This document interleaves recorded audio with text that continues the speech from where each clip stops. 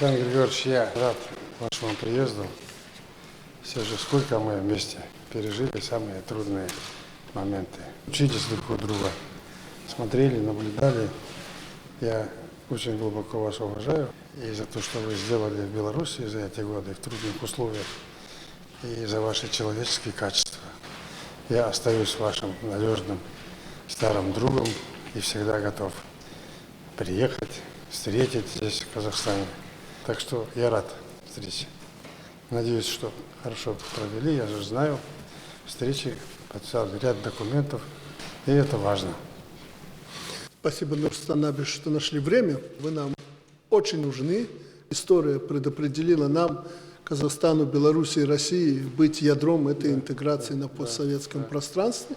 А Казахстан всегда в вашем лице выступал инициатором такой интеграции. Поэтому нам грех снижать обороты. Мы сегодня по всем вопросам, которые были в повестке дня, договорились.